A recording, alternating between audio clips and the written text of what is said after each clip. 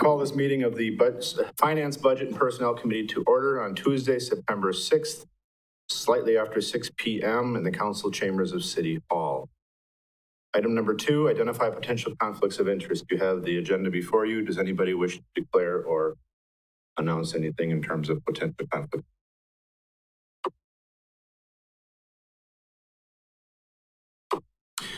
Seeing none, we will move on. Consent agenda, including the minutes of the August 16, 2022 meeting, bills and payroll, and the monthly position control report. With pleasure. Mrs. Spiros? Move to approve by Mrs. Spiros, seconded by Mrs. Tompkins. Any questions, discussion? Seeing none, all those in favor say aye. Aye. Opposed? That motion carries. Nothing to consider from removal. So we'll move on to number 6, request to recommend council approval to renew an existing lease with the Alano Club for a 10-year term, presented by Justin Casperson, Park and Recreation Director. Justin. Thank you and good evening. This is a routine lease agreement renewal. This started back in 1978 with the Campfire Girls. It was passed over to the Alano Club in 1989 and then renewed in 2004, 2012, and then, of course, potentially this year in 2022. There's nothing substantial changes in the lease agreement. There's a few minor ones noted in red. Our legal counsel did review this as well as staff. The term is for 10 years and to renew for an additional 5 years. The fee payment is still consistent as the other ones at $1 per year. The other provisions included in the lease are insurance requirements. Those were adjusted to today's rates. Clarification of duties and responsibilities, placement of any signs, and our ability to enter the premises for the purposes of making inspections. And then non-assignability statement was added. The lease was reviewed by the Alano Club. They made no changes or no recommendations on their part, and there's also a map included in the packet. Okay, thank you.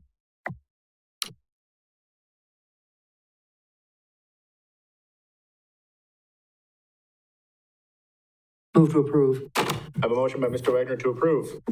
Second by Mrs. Spiros. Any questions, discussion? Yes, Mrs. Tompkins.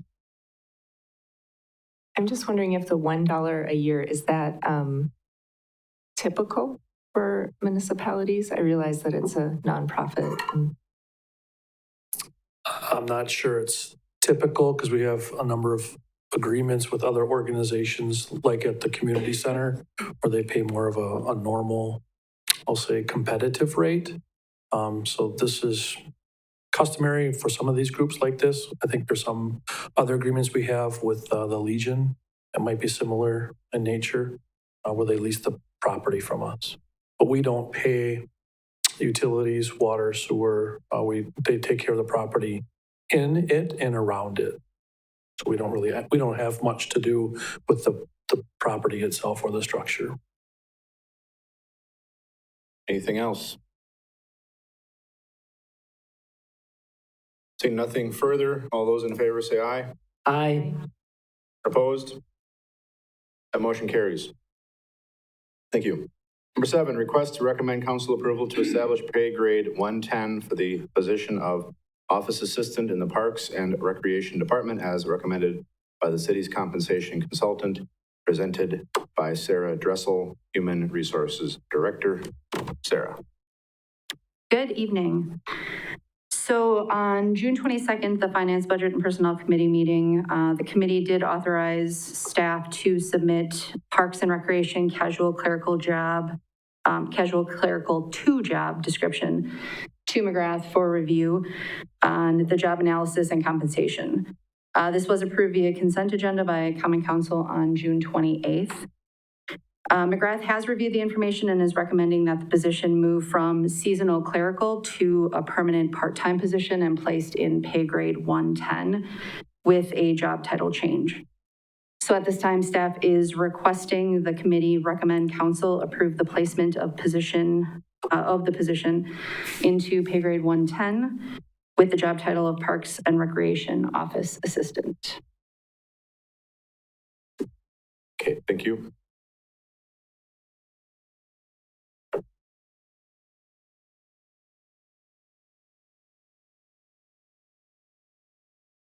Move to approve. Motion by Mr. Wagner to approve, second by Mrs. Tompkins. Any questions, discussion?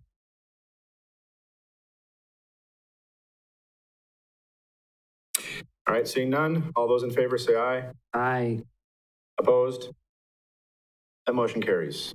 Number 8, request to recommend council approval to increase the shift pay differential for second and third shifts in the street division, presented by Sarah Dressel, Human Resources Director. Sarah. Thank you. So in 2014, the shift differential for the street division was increased from 15 cents per hour to 25 cents per hour. That was the first change within 16 years to that shift differential, and it remains the shift differential today. So there's currently one individual working on second shift, that is the equipment technician operator, and one individual working on third shift, which is the night sweeper. Both would be impacted by the shift differential change. So after reaching out to a variety of local municipalities, looking at local jobs in the area, staff is recommending an increase to second and third shift differential for the two individuals within the street division. For second shift, the recommendation is to move the shift differential to $1 per hour. For third shift, it's moving the shift differential to $1.50 per hour. The increased cost would be absorbed within the current street division budget and factored into the 2023 budget, approximately a little over $4,000 a year. So staff is requesting the committee recommends council approval of the increase in shift differential pay to $1 for second shift equipment technician operator and $1.50 per hour for third shift night sweeper effective September 18th. Approved. Mrs. Tompkins has a motion to approve. Second by Mrs. Spiros. Questions or? Yeah, but how long ago was it that these were, since these have been adjusted? I think you said that, but 2014. 2014, and the difference is that much. Mm-hmm. Okay, thank you. Mm-hmm. Any other questions or discussion?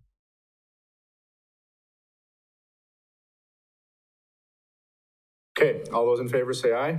Aye. Opposed? Motion carries. Thank you. Number 9,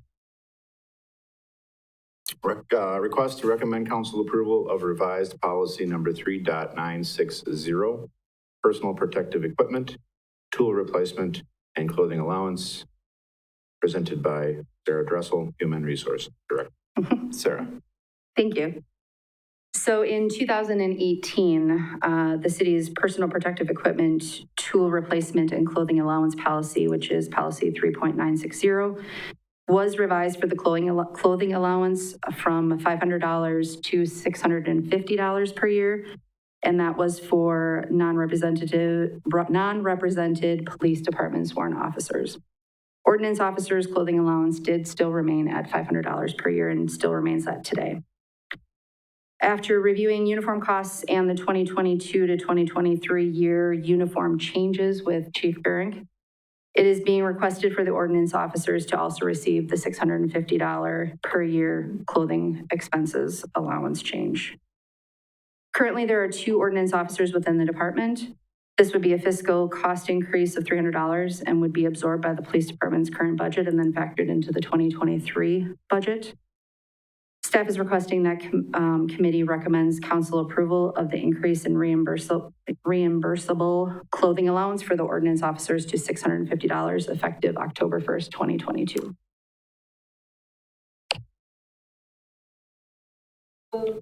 Motion by Mrs. Spiros, seconded by Mrs. Thompson. Questions or concerns or discussion? Mrs. Tompkins. So I'm just wondering, is this the only department in our city that has a clothing allowance? Do the fire have a clothing allowance? The streets have a clothing allowance? Any other? There's quite a few within the policy that have allowances. Yep. And what are they at? Mm-hmm. I'm sorry. What are their levels at? So.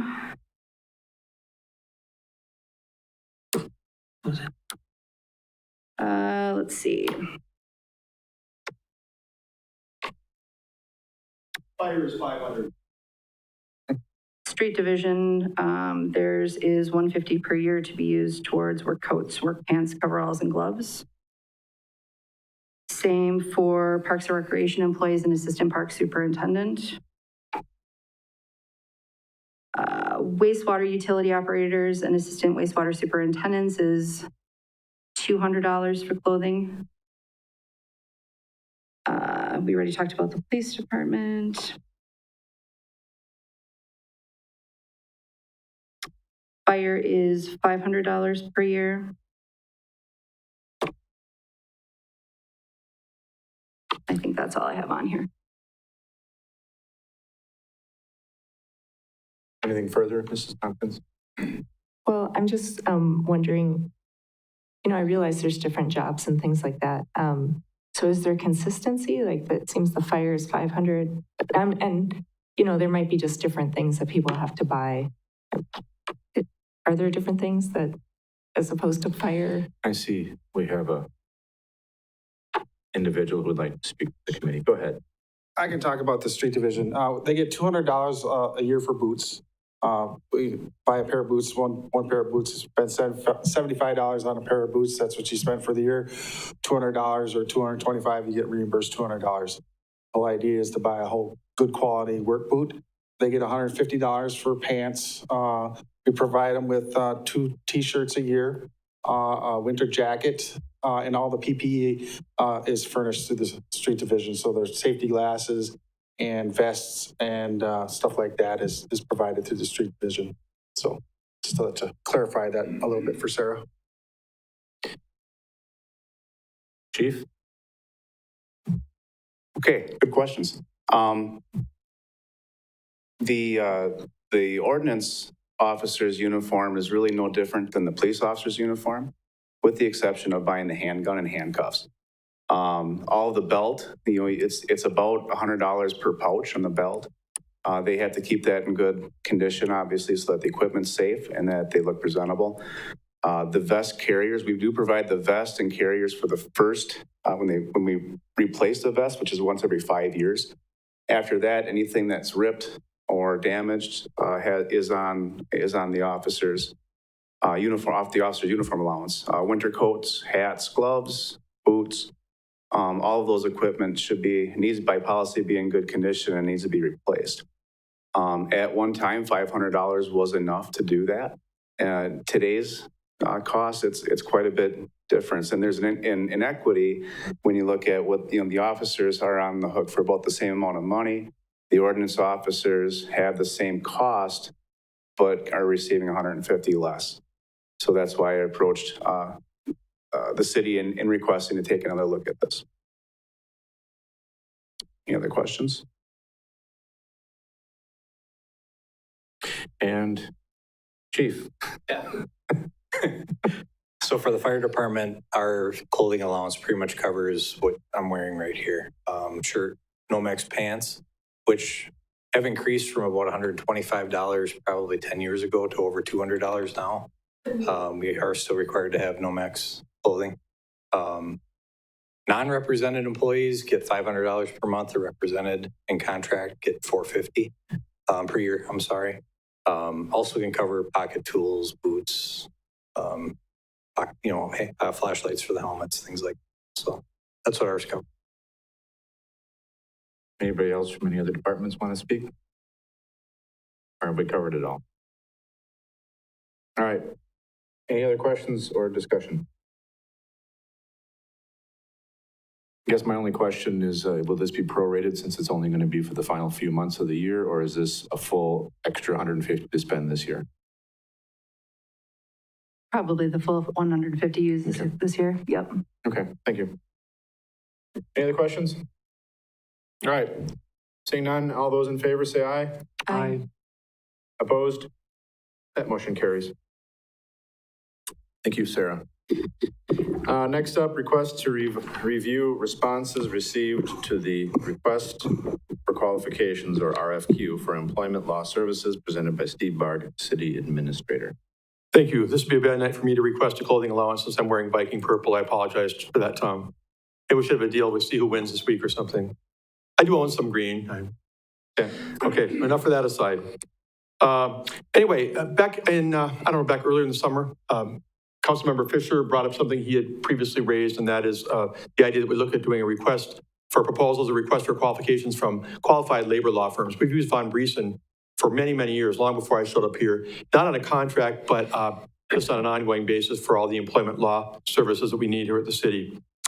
So anyway, I did in July at your request, the approval of the committee and the council, went out and solicited requests for qualifications. That's a little bit different than requests for proposals. It doesn't have a price tag, but it finds out who's got the type of services, the type of people that could do well handling an account like ours.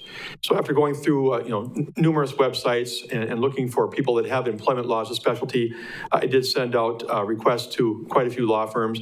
Received responses from 3 of them. They're in your packet tonight. They're from Bulow Vitter, Stafford Rosenbaum, and Von Briesen. Von Briesen is our current provider, and the others are certainly highly qualified law firms with specialties in employment law as well. So Councilmember Wagner had brought up that he wanted to see this body go through them and make a decision on how to go forward. So I present them to you for your discussion and direction this evening. All right. Mr. Wagner. Thank you. Looking through the things, the proposals, there were 2 of them that jumped out at me. One was, of course, Von Briesen, who we've all had some experience with. As a matter of fact, many on this council had the experience of dealing with Von Briesen in the very charged days of dealing with the police department chief, and also dealing with I guess several investigations that came out of that. I do know that there are some of us on the council who are not completely happy with those services and express them to each other loudly, as a matter of fact. Von Briesen is an all-star. They're probably one of the top law firms in the state of Wisconsin. There's no question about that. On the other hand, I looked at what's the name of that one? The Rosenblum or Rosenbaum. One of the people that they would put on the case for us is one of the people that we've seen. I know Steve's seen him at the League of Municipalities. He gives great workshops on municipal law and various aspects of municipal law. And Fred is, I'm not even going to try and pronounce his last name, but Fred is another familiar face. I'd like, what I'd like to do is I'd like to have those 2 firms, or maybe even the 3rd firm, I don't know, it depends on how the rest of the committee feels, have them come up and give like a 5 or 10 minute presentation and allow us to ask questions of them about not only their fee structure. This is not just about fee structure either. This is about their philosophy as a corporation. And the one thing I think I had a problem with Von Briesen was it seemed like at one point they were passing us off to a junior staffer. And now I see that junior staffer, that person who was a junior staffer is now listed as part of their team that they want to represent us with. But I want to talk to them about that. And I think the committee needs to talk to some of these folks and listen to what they say and listen to what their approach to municipal law and serving us, especially in the employment area. We have a new HR director that I think would like to meet these people and get a feel for where they're going also. So I think maybe setting up something for either early in October or late this month, where they can come to a Finance, Budget, and Personnel Committee meeting, or maybe a council meeting, and give a presentation would be a nice thing.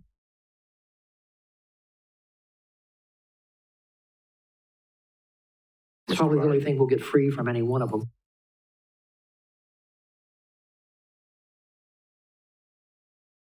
I'm really just up here if there are any questions. I just want to clarify if what Mr. Wagner is suggesting is at a regular meeting. If you put the 3 together, it'll take up a good chunk of time, let's just say 10 minutes with questions, maybe a little bit more. Just clarifying whether you want that at a regular meeting. If you do, that's great, or if you want a different venue. But otherwise, I'm just up here to answer any questions that I can. Anybody else on the committee have any questions or comments? Dealer's choice, what do they want? Mrs. Tompkins. If we had a meeting like that, it might be helpful if a chart is made, because each law firm said, we can do this and this and this. But they were all slightly different, and so it might be helpful to have some sort of chart that we can go through and check, well, they can do this, but they don't do that. Any other questions or comments? Okay. Sarah? Yep, I can help with that. Creating something. Okay. I'd like to look out to maybe the October 4th meeting, give these folks time to plan and try and keep the. Yeah, Go I ahead. guess I'm kind of thinking, I'd hate to have the third person speaking have their answers skewed by what they hear from the first two. I'm wondering if we can set up a separate meeting and have each come in individually and then leave the room when they're done, so that we get their answers that are not tainted by what they're thinking we want to hear from somebody else. I don't know how easily we can do that, if we just take an afternoon and bring us all together for a meeting in that fashion, or what. We've done that before with RFPs, when we've looked at certain different companies looking to do something for us. You know, I guess I'm wondering if maybe we want to do something like that. I don't know if the rest of the committee has an opinion on that.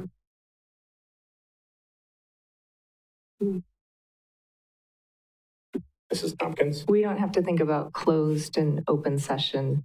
It doesn't have to be do we? closed session, I would say. No, It's- those I think would be, I would assume that would be an open session. Yeah. The only way you'd probably end up in closed is if you decided you liked a certain firm and you wanted to negotiate a contract with them. Right. Then you might go into closed session among yourself to determine, you know, what price tag you'd be willing to pay or something like that. But other than that, for the presentation that's being talked about here, no, that'd be open session, just about their services, capabilities, strong points, those kind of things. Experience. Then technically, if it's open session, they don't have to leave. No, they don't, but if we set it up where, you know, we have one firm coming in at 1 o'clock, and then another firm coming in at 2:30, and then another firm coming in at 4 o'clock, and I realize it takes up a lot of our day, but it really encourages them to leave when they're done, gives us maybe a chance to brief, talk a little bit what we thought, and then the next group comes in, so that, yeah, it would be open to the public if anybody from the city wanted to sit in on those. At that point, it would effectively be an interview and they would leave after their time. Yep. Spiros? I think in the past, I've reviewed RFPs for different services that have come in with the city, and we've always done them separately. We've never had the companies in the room with each other when they've done their presentations. We've always conducted it more like a job interview. That's kind of basically how it's conducted. I feel like they're more time consuming than what you think they're going to. At least the ones I've ever been in have been more time consuming. So I'm not sure that tagging this onto a regular meeting is going to work. And I do believe that we should do it separately, like an interview. And so I feel like that's going to require some sort of special meeting, probably during the day when they. The other question I would have for you, you know, and again, RFQ is different than RFP. I think Dan and others have been through these at times where you just look for qualifications from people who can do the job. Do you want to see anything in advance about prices at all from services from different, you know, senior partner, junior partner kind of stuff? Or do you want to wait until you've heard from them and picked out the firm that you want to sit down and negotiate with? Mr. Wagner? I would prefer to wait to negotiate that, but because it's, we're not, I want us to pick on more than price. You know, I don't want price to be the primary issue. I want us to feel comfortable with their experience, like I said, their corporate philosophy, their availability. I mean, they're how accessible are they? When you pick up the phone, the red phone, and say, you know, we're on fire, I want them to respond. Yeah, and truthfully, at that point, you know, $10 or $15 more an hour is not as important as getting the best advice you can get. Right. Mrs. Tompkins? But they already stated their price, right? Every single one. They did. Yeah. Were those in for, not for all, were they in for everybody? Yep. But the per hour that certain individuals would charge? Yep. Okay, well, I Absolutely. haven't looked at them for a while, so I apologize. Okay. Mr. Chairman, Yes. I'd like to ask consensus of the committee to ask the city administrator to arrange for the meeting with the, do you want to go 3 or 2? I don't know. All 3 of them that put in proposals, all 3? Okay. I guess that my opinion is there are only 3, so you might as well give all 3 a chance to speak. So I would be fine with that, and I don't know that there's any dissension to that concept of interview process. I know Mrs. Spiros is on board, I'm on board. I believe you're on board, Mr. Wagner, and that is Mrs. Tompkins, and I think she's on board as well. So with Mr. Hendler not being here, I would say we have a pretty good consensus that we could go ahead and do this. I would prefer something in October personally, early October, but I can make whatever work for the benefit of the rest of the committee. Okay. Are you acceptable to the afternoon idea as opposed to evening, or do you want to look at either, both options? Committee? I think just do the best, get them scheduled and let us know. Whenever they're available. We want all 3 of Okay. them in one day. Yes. Okay. Yes, we'd like to do this in one day. Okay. Sounds good. All right. Thank you. Thank you. All right. Number 11, request to recommend council approval of a proposed schedule for special council meetings to address the EMS funding issue presented by Ed Wagner, council president. Thank you, Mr. Chairman. Basically, I'm, as council president, I'm trying to respond to the request of some of the aldermen who were, I would say, not happy with the results of the council meeting and where the difficulties with the EMS fund were discussed. And I basically took it upon myself to try and figure out how they would want to do it, how the council would want to deal with this. And when I started digging into it, I found out that this thing was really more complicated than just, okay, let's transfer the money from this account to this account and keep on going as we are. And that's pretty much what we felt was the original recommendation. Basically, what I'm thinking is that the issue is too large to tackle in just one meeting. I think a series of meetings, probably 1 hour in length, or try and limit ourselves to 1 hour in length, and try and keep to a straight topic or one single topic in that meeting would be the best way to come up with an answer, with the answers we need. The 3 areas we need to look into is, and I think the most critical one is the shortfall in the EMS budget right now. We've got to figure out how to fix that and how to deal with it in the future. That's a pretty complicated thing. So the first meeting I would like to talk about nothing but how do we fill that shortfall? Where's the money? Don't worry about alternatives, anything like that, not until the second meeting, not until we've ever solved the first thing. And then we want to talk about the future of the city-owned EMS system and the alternatives. We need to ask questions like, how do we make the EMS profitable if we're going to keep it this way? And given the demographics and federal reimbursement rates, can the city-owned EMS be profitable? Or are we going to be looking at a subsidy? That means that, are we willing to subsidize the EMS from the general fund? Are we willing to pick up that in the long run?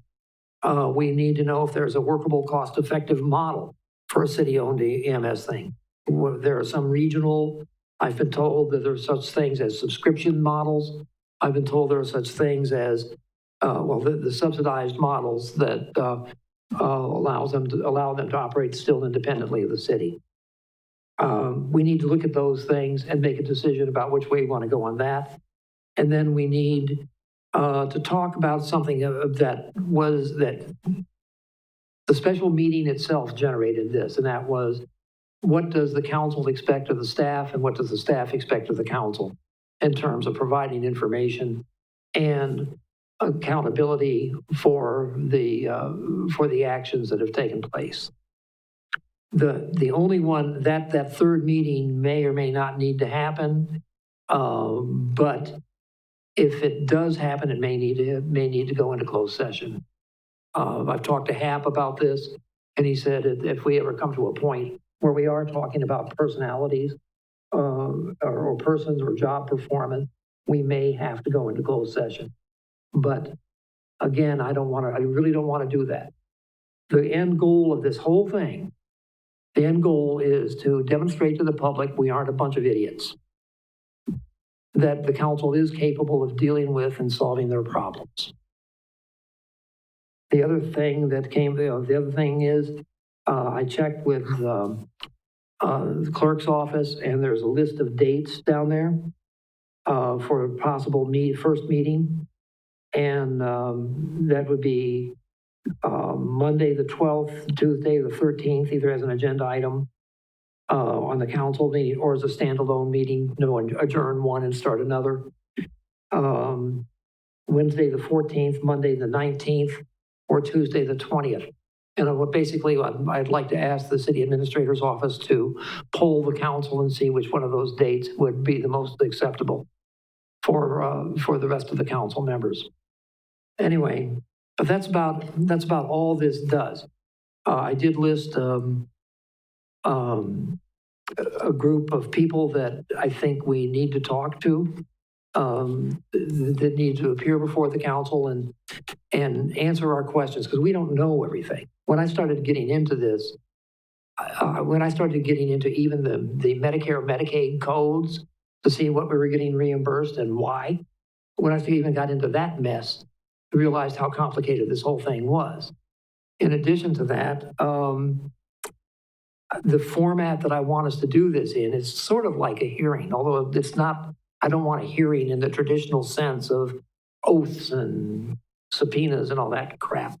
What I want is basically a chance for us to talk to staff members and other people involved with EMS. Like, well, the staff members,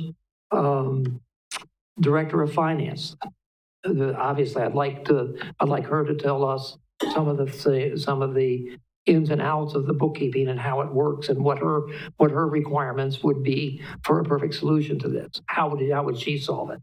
I'd like to have a representative here from LifeQuest to talk about the billing and talk about how and why they didn't inform us of the ability to put a fund together to override or to compensate for the shortfall that we would get between our charged rates and the Medicare and Medicaid fees. I need to talk to representatives from Marshfield Fire and EMS. I don't think, I've heard from commissioners and firefighters alike that they never saw this coming. They just really didn't see anything about this at all. And yet they are the ones that are dependent upon those fundings to keep the service going. That's got to change. We got to fix that.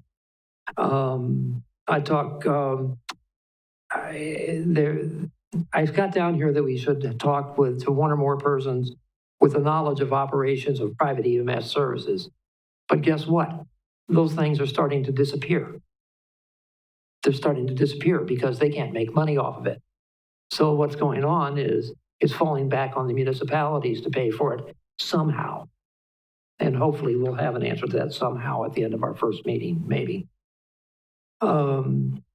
And basically there were, I think there's a few other, if I'm not mistaken, Wausau and Safer have private or have municipal or regional ambulance services that they deal with. And I'd like to talk to them and see how they deal with the shortfalls that they obviously get out of the cost of operating an ambulance service, as opposed to the reimbursements they get and the pay they get for it. Maybe a local health provider. I'm not quite sure about that. But those I would leave up to the council, and basically I would ask them to call people who fill the gaps in our knowledge, who can give us knowledge of things that will allow us to make good decisions about what the state of ambulance service in Marshfield is going to be in the future. I want them to know all the facts from everybody. And again, like I said, I want to prove to the citizens that the council can solve its own problems. We can do that. Aside from that, I'm sure you have 100 questions. I'm not sure I have 100 answers, but I'm just trying to set up a framework under which decisions can be made. There are no decisions in here. There's no biases in here. There's only, here's how we're going to lay it out. Here's how we're going to attack the problems. And here's how we're going to solve them. But with that, I'll just answer any questions you might have. I'll try to answer any questions you might have. Questions? I'm assuming this is a full council meeting with the mayor leading the meeting. The mayor would be chairing it. It's my assumption, yes. Okay. If you have no objections, Your Honor.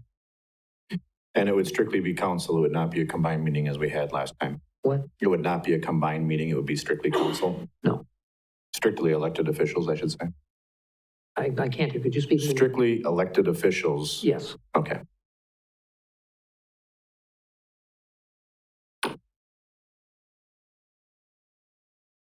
Any comments or questions or thoughts? Or do we just go ahead and have the administrator start working out dates?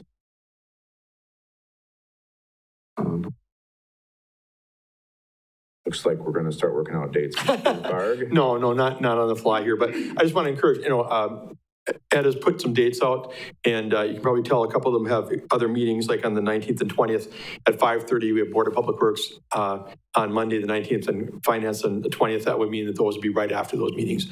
But I guess what I was going to say by coming up here is we have a lot of elected officials. We have all of you up here, plus we have the mayor, Mike O'Reilly, Adam Fisher. So we got about 2/3 of the body here. Be watching your emails in the next couple of days. Sometimes it's hard to get everybody to respond, and some of these dates are pretty close at hand. So I'd like to get this wrapped up in the next couple of days, be keeping a close eye out for me to float those at you. Okay. Any other questions, thoughts, or comments on this topic? All right, thank you. We'll move on to number 12.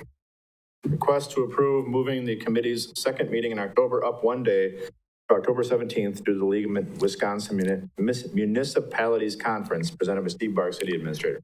Steve. Thank you. I'd like to begin by commending the members of the council, most of you who are here. A lot of people have signed up for the conference in La Crosse on the 19th to the 21st of October. You won't regret it. I know some of you have been there before, maybe more than once, but that's a great opportunity to hear a lot of good sessions and to interact with other local elected and appointed officials across the state. So that's good news. What that does mean, though, is that many of you want to get away on Tuesday, the night before, because I think quite a few of you are part of the Wednesday morning sessions. So normally Finance, Budget, and Personnel would meet on Tuesday, October 18th. In the interest of getting you off to La Crosse on time and ahead of time in some cases, I'd like to look at moving that up one day to Monday, October 17th. This would produce the same kind of thing that we have tonight, where Finance, Budget, and Personnel and Board of Public Works are on the same night. In fact, we have a conference or a council work session on the budget scheduled for that same night.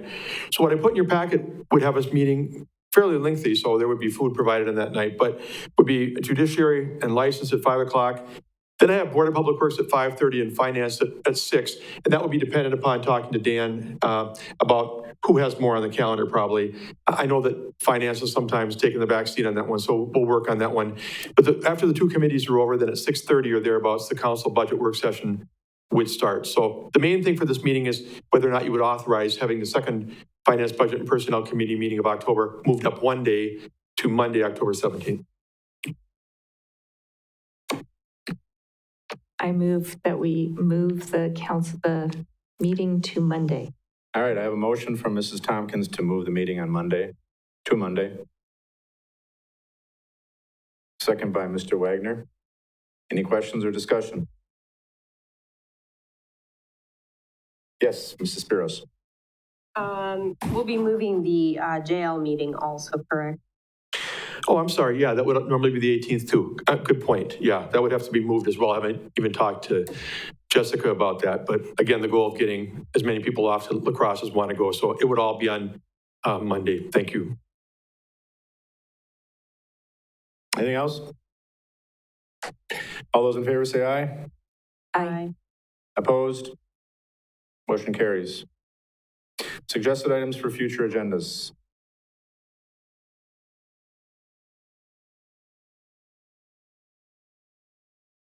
Seeing none and seeing no other further business before this committee, the meeting is adjourned.